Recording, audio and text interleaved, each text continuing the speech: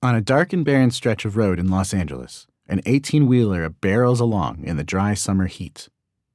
Any other night, the truck would be just an ordinary big rig passing through an industrial corner of Long Beach, unremarkable and anonymous.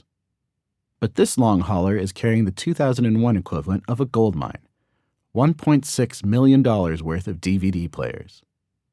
The next-gen Japanese tech is so highly coveted, again, it's 2001 people, that 3 black Honda Civics suddenly swerve into view, the underside of their chassis glowing a dangerously alluring neon green.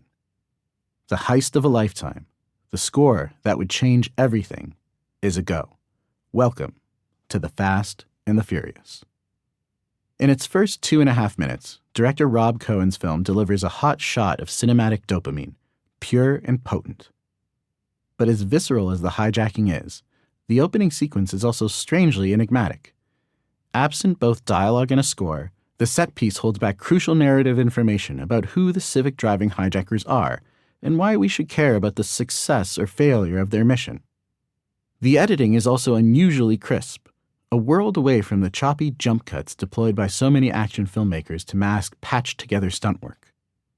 The moment during which one of the Civics swoops underneath the truck, no more than a few inches separating the car's roof from the trailer's undercarriage, is bracing, breathtaking, badass, and it will get a hell of a lot cooler from here.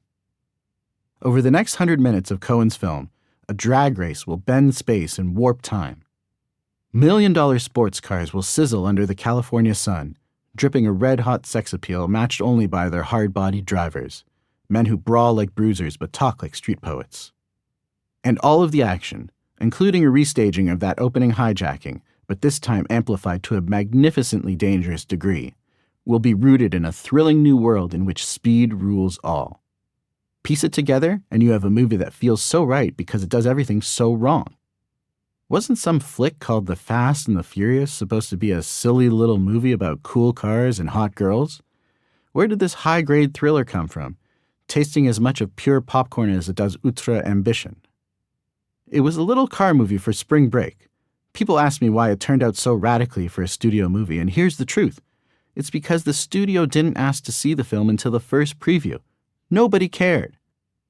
When talking about the film, his film, Cohen can get possessive. It's understandable. He is the Hollywood journeyman who was able to turn a B-movie lark into the starting line of a blockbuster behemoth. And he was able to do it all because no one was paying much attention. I'm sure dailies were floating around, he says today, but no one ever called me. I never had a film where I had so much creative control.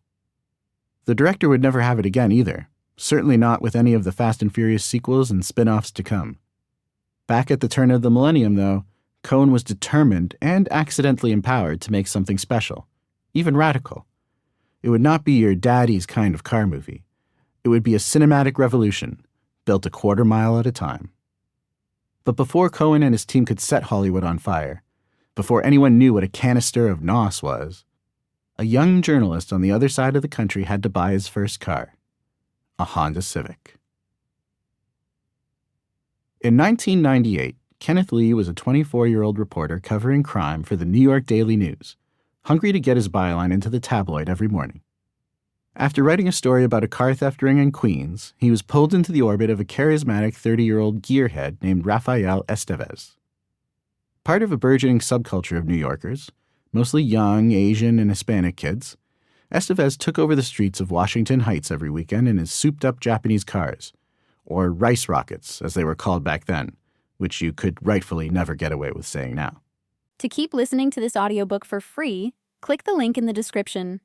It will take you to a free Audible trial where you can listen to this and many other books for free for 30 days.